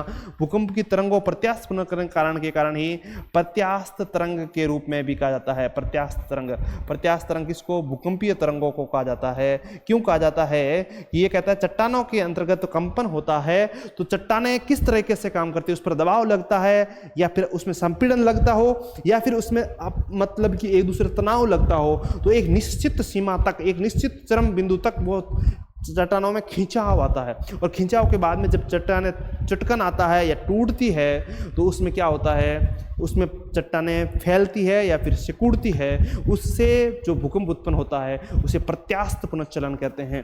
प्रत्यास्थ पुनश्चलन सिद्धांत, चट्टानों में खिंचाव और चट्टानों में आपके सिकुड़न की वजह से जो भूकंप आता है वो भी प्रकृतिजन्य कारण होता है। प्रत्यास्थ पुनश्चलन रीड मोदे ने इसका एग्जाम्पल दिया था, सैन एंड्रियास मोदे, जो सरक्षी प्लेटो सीमा के पास में जो भूकंप आ रहा है, कैलिफोर्निया में भूकंप आता है, उसके बारे में उन्होंने बताया था। एक सिद्धांत हो गया प्लेट विवर्तन की सिद्धांत, दूसरा प्रत्यास्थ पुनश्चलन सिद्धांत। यदि हम प्रकृतिजन्य कारणों की यदि हम बात करें, तीसरा महत्वपूर्ण होता है आपका गैसीय प्रभाव, गैसीय फैलाव कह सकता हूं। गैसीय फैलाव क्या होता है, देखिए जब चट्टानों के अंतर्गत, पृथ्वी के आंतरिक भागों के अंतर्गत जब आपका जल होता है, आंतरिक चट्टानों में कहीं का जल होता है, तो ट्यूबवेल के माध्यम से या चट्टानों के जल में एक दूसरे से उसके बाहर निकलने की वजह से चट्टानों में मतलब कि गैसें भर जाती है। कई अन्य कारणों से जब चट्टानें सरकती है, सबडिक्शन होता है, जल भराव के कारण जलीय पदार्थ वाष्प में कन्वर्ट होता है, गैसों में कन्वर्ट होता है, और गैस अपना मार्ग निकालने के लिए कहीं बाहर भूकंप का रूप लेती है, उसमें हलचल होती है, आंतरिक हलचल, और गैस को बाहर निकलने फैलाव की वजह से भी भूकंप की उत्पत्ति संभव है।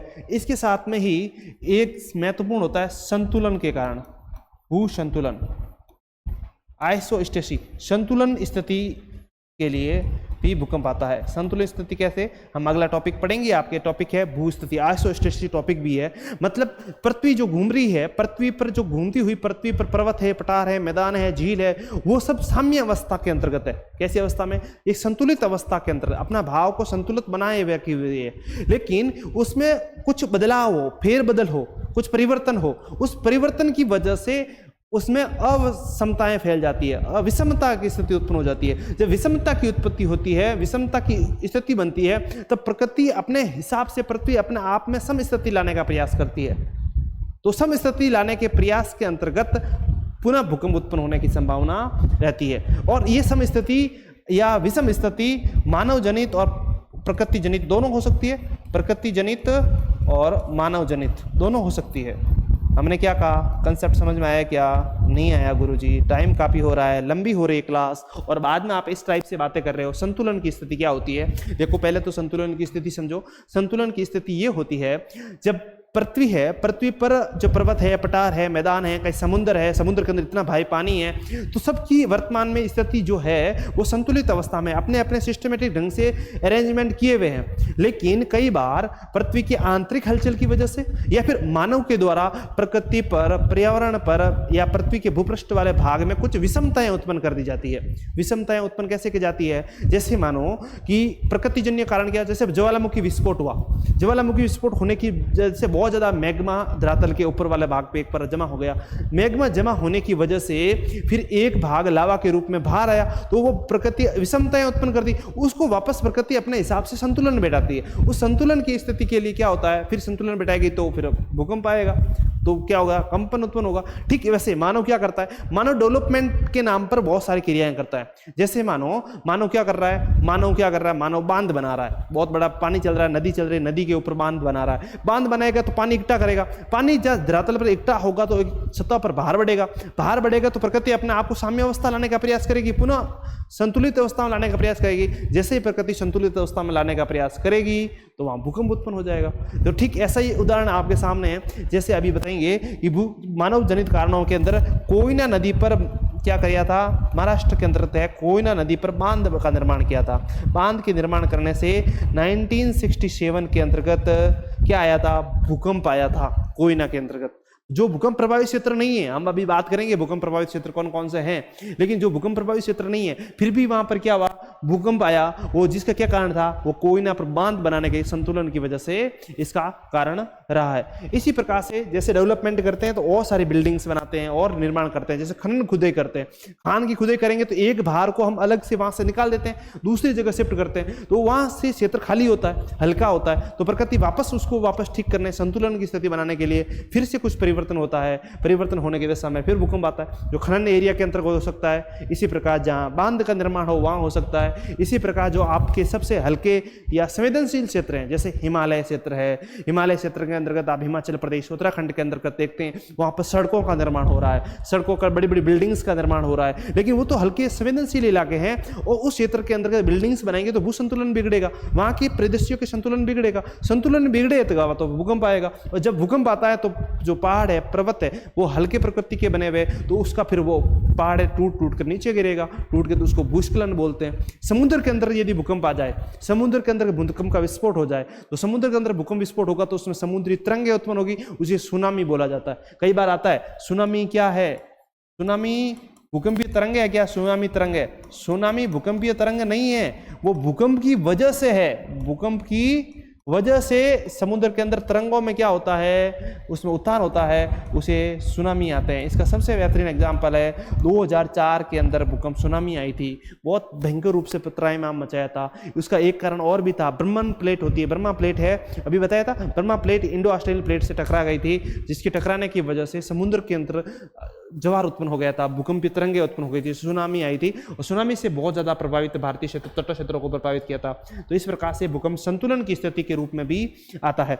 इसके अलावा साथ में बांध सकते हैं ज्वालामुखी विस्फोट। हमने पृथ्वी की अभी सारी प्रक्रिया देखी थी, तो उसके अंतर्गत ज्वालामुखी की वजह से भी भूकंप आता है। तो हमने वो प्लेट विवर्तन की सिद्धांत देखा है, तो उसके साथ साथ में आपका हो जाता है। और एग्जाम्पल के तौर पर जब फोल्डिंग होता है, भ्रंशन होता है, संपीड़न होता है, चट्टानों में आपस में खींचा होता है, या उसमें प्रत्यास्थ पुनर्चलन सिद्धांत में हमने डिटेल्स में उसकी बात कर ली थी। हम अलग अलग डिटेल्स में वर्ड में डालकर उसकी हेडिंग के साथ में पढ़ सकते हैं, लेकिन आपको मेजर रूप से आपको पता होना चाहिए इन वजहों से क्या होता है, भूकंप की उत्पत्ति होती है। मानव जनित कारणों के अंतर्गत हमने संतुलन की स्थिति को देख लिया था। मानव की स्थिति के अंतर्गत हमने देखा है, मानव जनित कारणों के अंतर्गत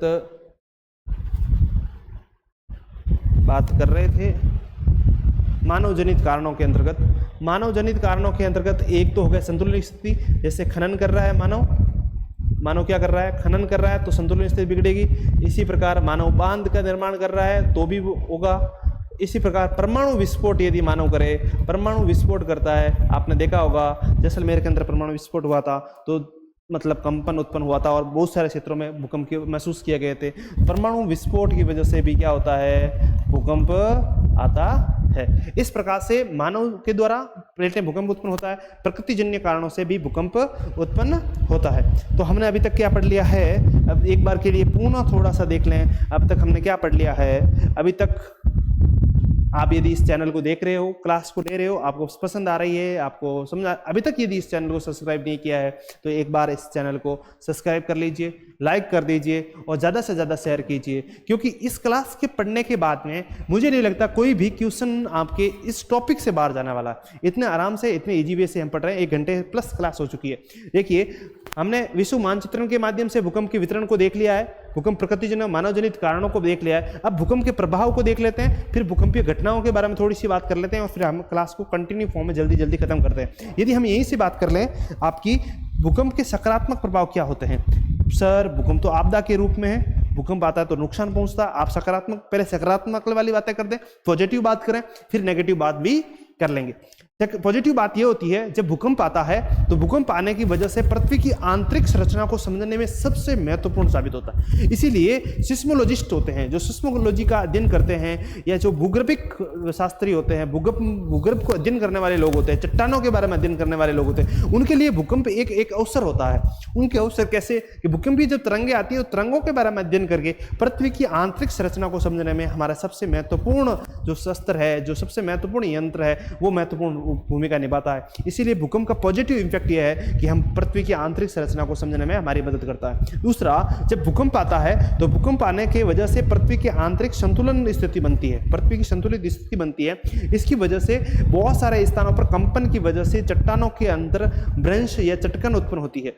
अनेक जगह पर पानी जो होता है, भूगर्भिक पानी होता है, पानी की लहरें होती है, पानी की लहरों के अंतर्गत उसमें बदलाव होता है। तो कई बार जिन क्षेत्रों के अंदर पानी नहीं होता उस क्षेत्रों में पानी बन जाता है। कई बार ये होता है कि क्षेत्रों में पानी हो रहा है, उसको बदलाव भी हो सकता है, ये भी स्थिति भी बनती है।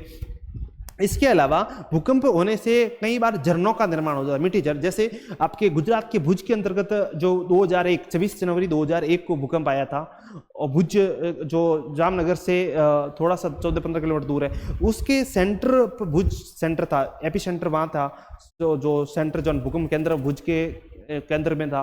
तो वहां पर एक आपने कच्छ वाले क्षेत्रों के अंतर्गत भूकंप आया था, 1960 लेकर आया था, तो उसमें मीठे झरनों का निर्माण हो गया, जैसे अल्लाह बांध कहते हैं जिसको नाम से, उसकी बांधों का निर्माण हो जाता है। भूकंप मतलब झरने, बड़े बड़े सागर बन जाते हैं। ये भूकंप के पॉजिटिव इफेक्ट्स होते हैं। तो इसके साथ में ही यदि हम नेगेटिव इफेक्ट की यदि बात करें तो नेगेटिव इफेक्ट बहुत सारे हैं। भूकंप एक आपदा के रूप में होता है, भूकंप आपदा के रूप में कंपन करता है, जो मानव के द्वारा जो भी धरातल पर विकास कर्म किया गया है, जिन्हें मानव विकास विकास कहता है। जैसे कोई बिल्डिंग्स बनाना हो, रोड्स बनाना हो, पुल बनाना हो या फिर बिजली घर बनाने हो, उससे बहुत सारे तरीके से भूकंप क्या करता है, प्रभावित करता है। भूकंप के दौरान क्या हो सकती है, जन माल की हानि होती है, बिल्डिंग्स गिर जाती है तो मानव आपदा के रूप में हानि होती है, इसके साथ आगजन्य घटनाएं हो जाती है। और भूकंप इतना मतलब त्राइमाम होता है कि भूकंप के दौरान कोई भी सहायता माध्यम भी नहीं चलता। क्यों नहीं चलता? क्योंकि जब भूकंप आएगा तो रोडें टूट जाएगी, बीच में फोल्ड आ जाएंगे, बड़े बड़े दरार पड़ सकते हैं। बहुत अच्छा भूकंप आए, ज्यादा भूकंप आए, रिक्टर स्केल 7-8 रिक्टर स्केल का भूकंप आए, दरारें पड़ जाती है, लाइटें कट जाती है, लाइटें आग लग जाती है, लाइटें तार भिड़ जाते हैं तो आग लगेगी, बिल्डिंग्स गिर जाती है, मानवीय साधन जहां जाए वहां पर दरारें, वहां जाए कंपन, तो किसी प्रकार की सहायता नहीं पहुंच पाती है। इसलिए सबसे खतरनाक विध्वंसकारी घटना के रूप में भूकंप को माना जाता है। इसके साथ में भूकंप बहुत तीव्रता से आता है, आकस्मिक घटना है। इसके लिए भूकंप तीव्रता की वजह से, मानवीय सहायता ना पहुंचने की वजह से ये भूकंपीय घटना क्या हो जाती है, भूकंपीय घटना बहुत खतरनाक, मानवीय रूप से बहुत बड़ी आपत बन जाती है, इसलिए आपदा बन जाती है, इसीलिए भूकंप का अध्ययन किया जाता है। ठीक है, तो ये आपके मेजर रूप से भूकंपीय नेगेटिव इफेक्ट है। पॉजिटिव इफेक्ट बताया। भूकंपीय घटनाओं की यदि हम कुछ बातें करें तो भूकंप की घटनाओं को क्वेश्चन आते हैं, जैसे भुज्जी वाले क्वेश्चन एग्जाम में कई बार पूछा है। 26 जनवरी 2001 को जो भूकंप आया था उसकी वजह से आपको तारीख पूछ लिया जाता है कई बार, भूकंप कब आया था। इसके साथ में ही आपके मेजर भूकंप को यदि मैं बात करूं तो आपके लातूर में भूकंप आया था। लातूर कब आया था मैं एक बार देख लेता हूं, आपको बता देता हूं। भुज के अंदर 26 जनवरी 2001 को भूकंप आया था, काफी बड़ा भूकंप था। इसके साथ में ही आपका महत्वपूर्ण कच्छ के अंदर भूकंप आता रहता है। अंडमान निकोबार द्वीप में भूकंप आया है। आसाम के अंदर 1950 के अंदर जब भूकंप महसूस हुआ 1500 लोग की मृत्यु हुई थी। इसके अलावा मेजर रूप से भूकंप की बात यदि की जाए तो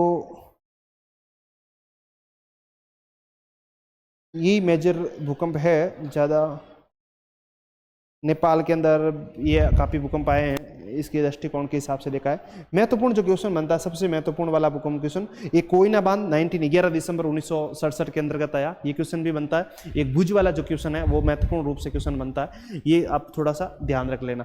ठीक है, इसके साथ में ही चेतावनी और इसके बारे में, संभावना के बारे में यदि हम बात करें तो चेतावनी क्या है, भूकंप की पहले चेतावनी हो सकती है क्या? नहीं, मेजर रूप से नहीं की जा सकती, क्योंकि भूकंप एक अचानक भूकंप स्थान का लोकेट की जा सके, वो भूकंप प्रभावित क्षेत्र है, अति प्रभावित क्षेत्र जो हमने नक्शा के अंतर्गत देखा था। जैसे आपके प्रशांत प्लेट के चारों ओर भूकंप है, मध्य अटलांटिक वाला क्षेत्र है। भारत के अंदर देखा जाए तो हिमाचल, हिमालय वाला जोन है वो भूकंप प्रभावित क्षेत्र है, तो कच्छ वाला क्षेत्र है वो भूकंप प्रभावित क्षेत्र है। इस प्रकार से हम भूकंपीय क्षेत्रों के बारे में हम थोड़ी सी उसके बारे में क्षेत्रों को आइडेंटिफाई कर सकते हैं, लेकिन कब भूकंप आने वाला है इसके बारे में बहुत ज्यादा कोई खास पता नहीं चलता है। लेकिन कुछ भूगोलवेताओं ने या कुछ वैज्ञानिकों ने अभी बताया है कि भूकंपीय आने की वजह से संभावना होती है, उसमें थोड़ा सा संभावना ये होती है कि वायुमंडल के अंतर्गत जो रेडॉन गैस होती है, मेजर रूप से जो रेडॉन गैस होती है उसके बादल छा जाते हैं। हालांकि रेडॉन गैस बहुत ज़्यादा प्रभावित रूप से नहीं पाई जाती है, लेकिन जब भूकंप आने की संभावना होती है रेडॉन गैस पाई जाती है। तो ये घटना कब होती है? ये कोई बहुत ज़्यादा पहले घटना नहीं होती है, केवल 10-15 मिनट पहले यदि उसकी स्थिति को देखा जाए उस स्थिति की संभावना व्यक्त की जाती है। लेकिन इतने कम समय में इसको मतलब पूर्व तैयारियाँ करना पॉसिबल नहीं है, इसलिए बहुत कोई खास चेतावनी के रूप में नहीं देखा जा सकता इसको। इसके अलावा कुछ होता है कि जैसे जानवरों के क्रियाओं के माध्यम से पता चल जाता है, जो संवेदनशील जानवर होते हैं जैसे कुत्ता है, बिल्ली है या छोटे जीव होते हैं, जो चिट्टियां वगैरह जो बिल में रहने वाले जीव होते हैं, वो बिलों से बाहर आने की प्रवृत्ति होती है। लेकिन हम प्रकृति को इतनी गहराई के नजदीकी से देखने की प्रवृत्ति हमारी नहीं होती है। आजकल आधुनिक दुनिया है, डिजिटलाइज दुनिया है, हम प्रकृति के नियर रहकर प्रकृति को समझने की प्रवृत्ति हमारे अंदर नहीं विकसित हो रही है। लेकिन ये भी बहुत क्षणिक होती है, बहुत कम समय के अंतर्गत ये घटनाएं सामने आती है, उसका अध्ययन हो तब तक ये भूकंप आ जाते हैं। लेकिन ये भूकंप की एक खास बात है कि भूकंप से बचा कैसे जाता है। भूकंप से येता है कि वर्तमान में जो जापान में सबसे ज़्यादा भूकंप आते हैं, आपको पता है, तो जापान में भूकंप रोधी मकानों का निर्माण किया, बिल्डिंग्स का, भूकंप रोधी बिल्डिंग्स का निर्माण किया जा रहा है। इसी के साथ में भूकंप होते हैं, भूकंप के दौरान भूकंप के जो कॉर्नर वाला पार्ट होता है वहाँ पर खड़े हो जाना चाहिए, बीच वाला, क्योंकि जब भूकंप आता है तो एक दोलन के रूप में गति करता है, दोलन के रूप में गति, दीवारें आपस में एक दूसरे से टकराती है, ये बीच वाला भाग नीचे गिरता है। उससे संभावना ये थी पूरी बिल्डिंग इस टाइप से एकदम धराशायी नहीं होती, बीच वाले भाग से टकराती है, तो दीवारें से पॉसिबिलिटी होती है कि दीवारों के जो नीचे वाला भाग है वहाँ बचाव की स्थिति बन सकती है। इसलिए जो मजबूत भाग होता है या वहाँ पर बैठकर नीचे कॉर्नर में बैठकर उसे भूकंप से कोशिश की जाती है, बचा जाता है। कई बार एडवर्टाइजमेंट आता है टीवी पर, भूकंप आए तो नीचे पैरों पर बैठ जाए, दोनों पैर एडियो को मिलाकर नीचे बैठे, कानों पर दे दें, ताकि उस हिसाब से ये एंगल बताओ, चेतावनी, सावधानी के रूप में देखा जाता है। लेकिन मानवीय त्रासदी के रूप में अध्ययन कर रहे हो तो भी भूकंप बहुत एक मानवीय और प्रकृति प्रकृतिजन्य कारणों से होने वाली सबसे बड़ी आपदा या घटना है। और भूगर्भिक दृष्टिकोण के साथ में देख रहे थे तो हमने देखा प्लेट विवर्तन की सिद्धांत हो, प्रत्यास्थ पुनर्चलन सिद्धांत हो, या संतुलन की स्थिति हो, ज्वालामुखी प्रक्रिया हो, उसके माध्यम से भूकंप की संभावना रहती है। हमने मेजर रूप से हमने भूकंप वाले टॉपिक को बहुत अच्छे से कवर किया। थोड़ा सा टाइम ज़्यादा हो गया, यदि टाइम थोड़ा होता तो और हम डिटेल भूकंपी जोन के बारे में बात करते हैं। अतिशय भूकंपी जोन को साधारणतः 5 भागों में बांटा जाता है, जो first, second, third, fourth, fifth कहते हैं। फर्स्ट वाला पेपर को अभी हटा दिया है, फर्स्ट वाला, क्योंकि भूकंपीय जो रिक्टर स्केल होती है 1 से लेकर 3 की रिक्टर स्केल के बीच में लगभग फर्स्ट जोन के अंतर्गत जो भूकंप आता ही रहता है उसको महसूस नहीं किया जाता। मानव के द्वारा 3 रिक्टर स्केल तक भूकंप महसूस ही नहीं होता, 3 रिक्टर के बाद में जो भूकंप आता है उसको असेस किया जाता है। इसलिए फर्स्ट वाली और सेकंड वाली जो अति न्यून भूकंप संभावित क्षेत्र, न्यून भूकंप प्रभावित क्षेत्र, दोनों को मिलाकर एक ही कर लिया है। तो अब 4 प्रकार के भूकंप जोन हो गए, सेकंड, थर्ड, फोर्थ और फिफ्थ। 2 के अंदर न्यून प्रभावित क्षेत्र, थर्ड के अंदर कुछ संभावित क्षति वाले क्षेत्र, फोर्थ के अंदर सामान्य, थर्ड के अंदर सामान्य मतलब भूकंप प्रभावित जोन, और फोर्थ के अंतर्गत उच्च प्रभावित क्षेत्र, और फिफ्थ जोन के अंतर्गत अत्यधिक भूकंप प्रभावित क्षेत्र के अंतर्गत माना जाता है। यदि भूकंप प्रभावित क्षेत्रों के अंतर्गत फिफ्थ के अंदर कंडीशन में बात करी जाए, भारत के अंदर जो हिमालय कश्मीर वाला रीजन है या फिर कच्छ वाला रीजन है, वो क्षेत्र 5 जोखिमपूर्ण के अंतर्गत आता है। 4 भूकंप जोन, जो 4 जो है जो उच्च भूकंपीय प्रभावित क्षेत्र है उसके अंतर्गत आपका क्षेत्र आता है।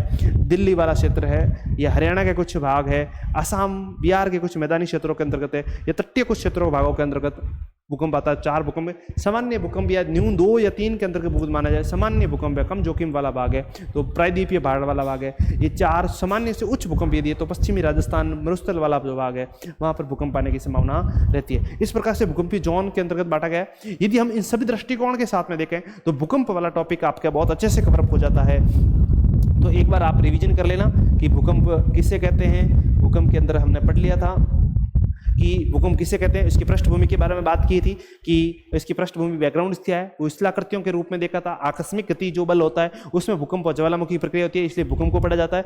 परिचय के रूप में हमने भूकंप क्या होता है, अव के अंदर क्या होता है, सिस्मोलॉजी क्या होती है, अधि के अंदर क्या होता है, इनके बारे में बहुत डिटेल से चर्चा की है। भूकंपीय तरंगों के बारे में हमने अध्ययन किया है। भूकंप के मापन, रिक्टर स्केल, मर्केली स्केल के बारे में अध्ययन किया है। भूकंप की उत्पत्ति के बारे में हमने चर्चा की है, प्रकृतिजन्य कौन कौन से कारण हैं, मानव जनित कौन कौन से कारण हो सकते हैं। भूकंप के प्रभाव सकारात्मक नकारात्मक के बारे में बात की। कुछ महत्वपूर्ण जैसे कि आपके भुज में भूकंप हो, चाहे आपके 2013 के अंतर्गत आपके हिमालय रीजन वाले क्षेत्र के अंतर्गत भूकंप आया हो, या फिर आपके मतलब चेतावनी के बारे में हमने डिटेल्स में चर्चा की, संभावना के बारे में हमने चर्चा की है, और इसके बारे में कुल मिलाकर भूकंप वाले टॉपिक को हमने बहुत अच्छे से अध्ययन किया है। इससे बाहर मुझे लगता नहीं है कि फर्स्ट ग्रेड के अंतर्गत या किसी भी एग्जाम से भूकंप से बाहर कोई क्वेश्चन जाने वाला है। आपने अच्छे से पढ़ा होगा। यदि अभी तक आपने इस चैनल को देखा है, अच्छे से पढ़ा है, तो आपका बहुत बहुत धन्यवाद। यदि आपको इस चैनल, ये क्लास आपको पसंद आ रही है तो आप इसको लाइक करें, और अभी तक यदि चैनल को सब्सक्राइब नहीं किया सब्सक्राइब करें, और ज़्यादा से ज़्यादा उसका परीक्षार्थियों तक पहुंचाने का प्रयास करें, और ताकि हमें मोटिवेशन मिले और हम और अच्छे से और अच्छी क्लासें लेकर आपके लिए लेके आने का प्रयास करेंगे। धन्यवाद।